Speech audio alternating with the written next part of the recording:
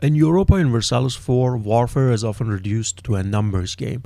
Whoever fields the larger doomstack usually wins. But with EU5 on the horizon, that may finally change. Warfare could transform one of the weakest elements of the series into one of its greatest strengths. The issue lies in EU4's simplicity when it comes to warfare.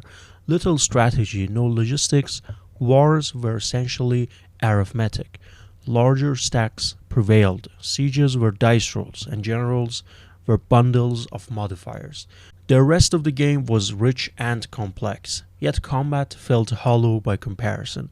But history tells a different story. Real wars turned not only on numbers but on collapsing morale, weakened flanks, or the sudden arrival of reinforcements. They were fluid, chaotic, and defined by turning points. And this is precisely the atmosphere that EU5 seeks to capture. So how is Paradox changing the very foundation of combat? Let's break it down. First, positioning now matters. Only part of your army fights at once, while the rest wait in reserve. This means a well-deployed 20,000 men can resist or even defeat a poorly positioned 40,000. If one flank falters, the stability of the entire line is at risk. This naturally leads to the second change in EU5, supply and logistics. Gone are the days of endless marches with little to no consequences. Armies must be fed and supplied in EU5, with secure routes maintained. Overextend your forces and attrition could consume them before they even meet the enemy. Combat in EU5 is no longer a single roll of dice. It unfolds hour by hour. It begins with a bombardment phase, where artillery strikes opposing formations section against section.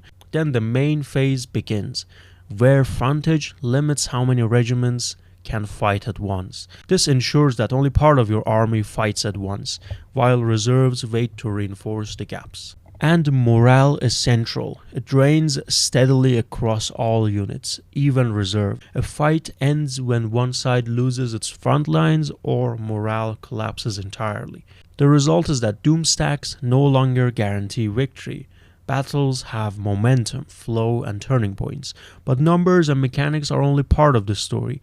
Leadership now matters more. Generals in EU5 are no longer simply modifiers. Through experience, they acquire defining traits. One may emerge as a brilliant defender, another as a daring aggressor, kind of similar to general traits in Hearts of Iron 4. Together, these changes transform warfare in Europa Universalis. Battles become living contests of morale, supply, and leadership. Smaller, disciplined forces can outmaneuver larger, poorly managed ones. Victory comes not from numbers alone. If Paradox succeeds, EU5's wars may finally resemble real wars more, full of sudden breakthroughs, desperate defenses, and last-minute reversals of fortune. So the question remains, will EU5 truly enhance the war experience? Share your thoughts below and subscribe for more deep dives into the world of Europa Universalis.